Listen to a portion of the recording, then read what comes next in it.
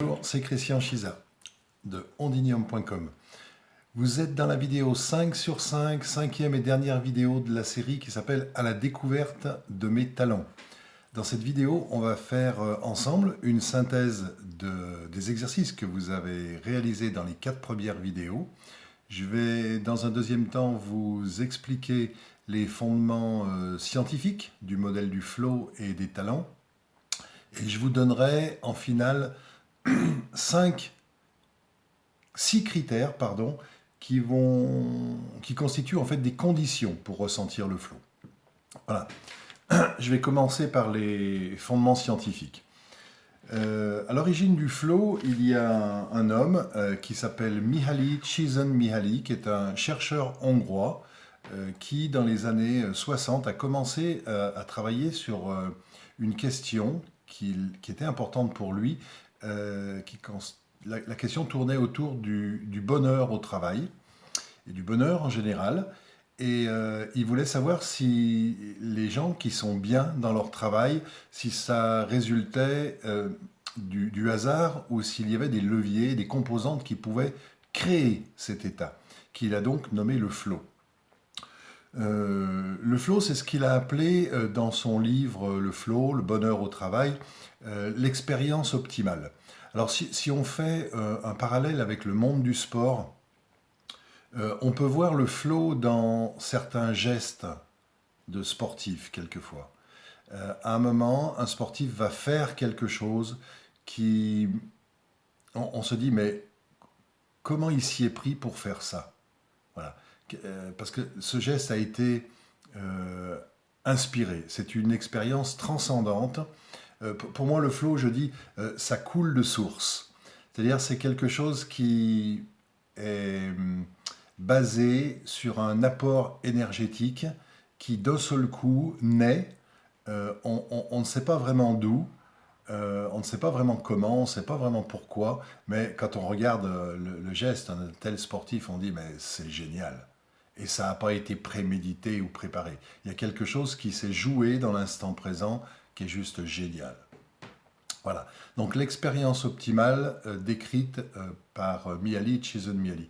En parallèle de ça, quelques années après, il y a un chercheur qui s'appelle Charles-Henri Amherst qui a continué les travaux de Mihaly Csikszentmihalyi et qui a mis au point une méthode scientifique pour valider ses hypothèses. Et Charles-Henri Amherst a contribué à la création d'un système expert au Canada qui aujourd'hui permet de passer un bilan de talent, un bilan flow, en investissant à peu près 30 minutes. Voilà. Ça, c'est ce que je peux vous dire en citant les 2 principales personnes qui ont contribué à la naissance du modèle. Je vous rappelle que dans les 4 premières vidéos, je vous ai donné des informations et des apports où vous avez pu commencer à toucher du doigt cette expérience du flow. Donc je vous rappelle, compétences universelles qui, chez vous, génèrent le flow, ce qu'on appelle des talents. J'espère qu'avec tous les critères et les exemples que je vous ai donnés, vous avez pu commencer à cerner, à mettre des mots sur certaines activités qui chez vous génèrent du flow. Avec toutes les définitions que je vous ai données du flow, normalement ça devrait commencer à le faire. Je pourrais rajouter aussi une composante qui permet de reconnaître qu'on est dans le flow. C'est pas toujours évident de parler soi-même de ses talents. Parce qu'en fait, une caractéristique principale de ce que j'appelle les talents, c'est que c'est naturel. C'est tellement naturel pour nous qu'on ne s'en rend même pas compte qu'on est doué pour ça, qu'on a un talent dans cette zone. Alors, une façon de le repérer, ça peut être d'être au contact de qu'est-ce que nous dit notre environnement, et peut-être depuis longtemps. Quelqu'un qui va vous dire, mais chez toi, ça c'est vraiment naturel, c'est vraiment génial, t'es vraiment bon, et tu t'en rends même pas compte. Donc c'est le miroir de votre environnement qui peut vous donner des indices pour découvrir vos talents. Vous pouvez aussi le faire d'une façon beaucoup plus rapide en passant un bilan de talent. Mais certainement que ceux que vous pressentez, sur lesquels votre environnement vous fait ce genre de retour, font partie des compétences universelles qui génèrent du flow, donc de vos talents.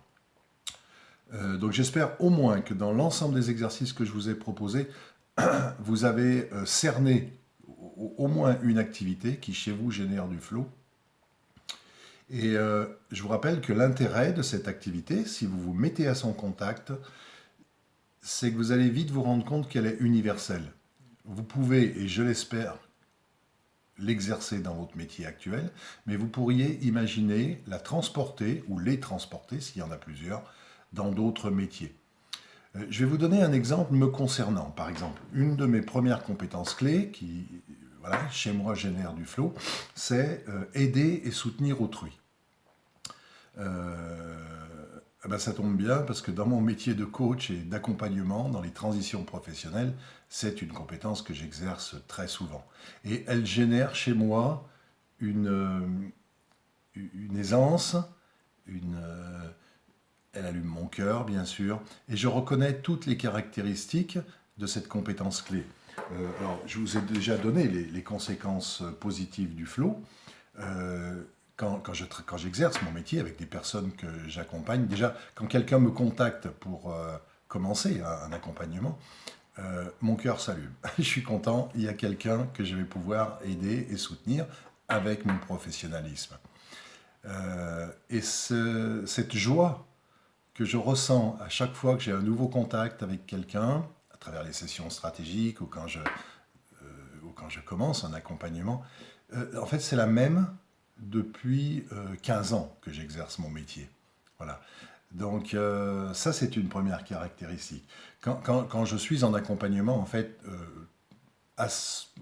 je prépare mes séances très très peu à l'avance, parce qu'en fait l'exercice de mon métier se joue dans la relation avec la personne, et même si j'ai un fil directeur en termes de processus d'accompagnement, les questions, je suis inspiré par des questions pertinentes qui se jouent dans l'instant présent, dans la relation avec la personne.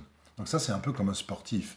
Il y a une créativité naturelle, si je suis branché à mon flow, qui vient naturellement. Pour moi, c'est un petit peu une séance avec quelqu'un, c'est un petit peu comme une danse à deux.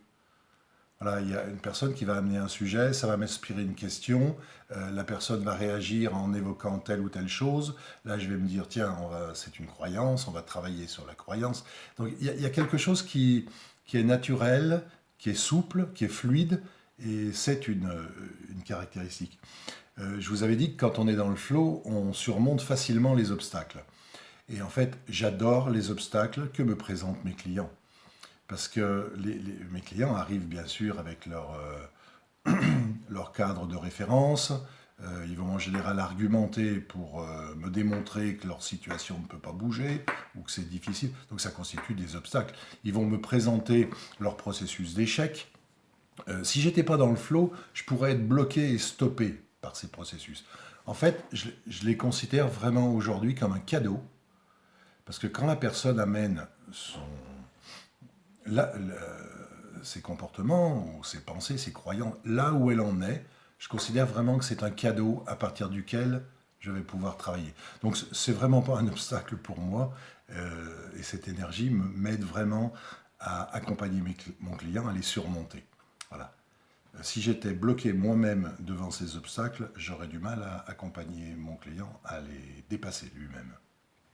Voilà. Inutile de vous dire que quand je travaille et que je suis dans le flow, je perds la notion du temps. Ça m'a joué beaucoup de tours au début de mon activité pour la notion de durée de séance. Parce que étant de nature généreuse, en plus dans le flow, je pouvais avoir tendance à laisser tourner la pendule sans vraiment respecter le temps contractualisé. Voilà. J'exerce aussi beaucoup de plaisir. Une des je ressens beaucoup de plaisir. Je vous avais dit, c'est une caractéristique du flow dans mon travail. Quand je quitte une personne après une séance, je me sens pas du tout vidé. Au contraire, j'ai souvent beaucoup de gratitude par rapport à mon métier, en me disant quel beau métier j'exerce en fait. Et j'ai exercé 4 métiers depuis le début de ma carrière. Pour moi, c'est celui qui constitue un aboutissement dans le plaisir et dans l'aisance, dans l'élégance. Je peux aussi mesurer la différence par rapport à des métiers exercés antérieurement. Et je n'avais pas à l'époque ce modèle ou mon bilan flow, en fait. J'ai beaucoup appris à me connaître et j'ai affiné mon métier comme ça. Voilà, j'espère pouvoir d'ailleurs l'exercer le plus longtemps possible. Pour moi, la notion de retraite est assez floue. Voilà. Mais ça, c'est une des caractéristiques du flow aussi. Vous voyez, c'est l'activité dans la zone de mes talents, c'est l'activité que je pourrais continuer où j'aurais besoin de le continuer, de la continuer, même si j'étais pas payé. Voilà. Qu'est-ce que je pourrais faire bénévolement? Donc aider et soutenir autrui, pour moi, je pense que c'est quelque chose qui va rester en filigrane toute ma vie, ainsi que mes autres compétences clés. Voilà, là je viens de vous donner quelques critères où j'espère vous vous dites « Ah oui, mais chez moi, cette activité, elle génère tout ce que Christian vient de décrire. » Donc là, ça veut dire que vous avez juste à tirer après, en réalisant votre bilan, pour avoir un état des lieux objectif sur cette compétence clé et d'autres, y compris les compétences clés en potentiel. Je vous avais expliqué que le bilan flow est prédictif. Mais là, vous tenez une petite pépite déjà. Et vous en avez certainement d'autres dans votre sac de ressources. Voilà. Je vais vous expliquer enfin 6 conditions qui vont compléter votre approche pour ressentir le flow. Voilà. J'espère que le rythme de la vidéo vous permet soit de noter, soit de vous mettre au contact de tout ça. Faites des pauses sinon, et vous reprenez après.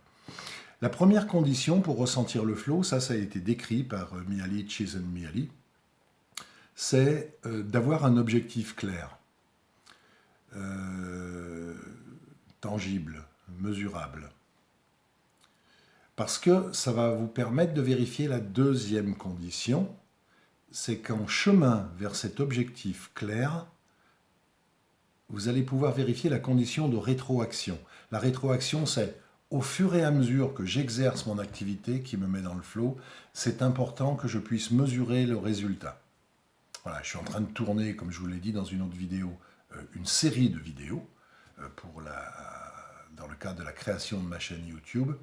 Je me suis donné un objectif dans le temps, et au fur et à mesure que j'avance, je vois les résultats. Voilà, donc ça, j'ai un objectif clair et le principe de rétroaction est validé. La troisième condition, c'est la notion de contrôle. C'est important que dans cette activité que vous aimez, une condition pour que vous soyez dans le flow quand vous exercez cette activité, c'est que vous ayez la notion de contrôle. Autrement dit, que l'avancement sur votre chemin vers l'objectif que vous vous êtes fixé dépende principalement de vous. Voilà, parce que si cette activité que j'aime est liée à la performance de personnes autour de moi, il y a quelque chose qui va venir perturber le processus du flow. Donc c'est important que vous ayez le sentiment de contrôle. C'est important aussi de rester, que vous puissiez être concentré. Quatrième condition. Si on revient quelques secondes au monde du sport, on voit tout de suite comment les sportifs, pour les sportifs, la notion de concentration, de silence, de ne pas être dérangé est important. Voilà, donc ça c'est lié à des conditions de votre environnement. C'est important que l'objectif que vous fixiez soit à la fois coloré d'une teinte réalisable, c'est-à-dire vous sentez que vous avez les ressources, vous vous voyez en train de réussir, la visualisation de l'atteinte de l'objectif, et que pour vous, ça constitue aussi un défi. Voilà, je reviens à l'image du sport, un athlète qui prépare, par exemple, qui s'apprête à sauter la hauteur, le saut en hauteur, la hauteur correspondant au championnat du monde, par exemple, au record du monde. La personne est concentrée, elle s'est certainement préparée à visualiser sa réussite, et la visualisation est déjà l'antichambre de la réussite. Et pour elle, si elle bat ce record du monde, c'est un défi. Voilà. Et enfin, la 6e condition, pour que le flow puisse s'activer, c'est la notion de sens. Il faut que l'activité que vous exercez, qui génère toutes les composantes dont on vient de parler, elle ait du sens pour vous, par rapport à vos valeurs,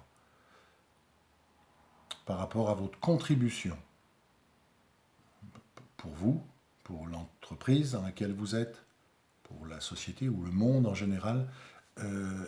Posez-vous ces questions, et c'est une condition, c'est un terreau pour ressentir le flow. Donc c'est pour ça que c'est important, quand j'accompagne mes clients, à les faire travailler à la fois sur leur talent et en même temps sur l'environnement actuel ou futur dans lequel ils aimeraient aller, pour vérifier que c'est le bon terreau pour l'accueil de leur talent. Voilà, on arrive à la fin de cette 5e et dernière vidéo sur le thème à la découverte de vos talents. J'espère qu'elle vous a profondément intéressé. J'espère que depuis le début, vous avez pu mettre des mots sur certains talents que vous avez. Je vous ai donné des explications sur 10 des 18 activités universelles susceptibles de générer du flow. N'oubliez pas que vous pouvez accélérer ce processus de prise de conscience sur vos talents en passant un bilan de talent, tout simplement, avec un débriefing de 2 heures. Là, je vous invite à rejoindre le site ondinium.com et de demander une session stratégique. Et je me ferai un plaisir, bien sûr, de vous accompagner. Voilà. Plaisir de vous retrouver bientôt pour une nouvelle série de vidéos. Au revoir.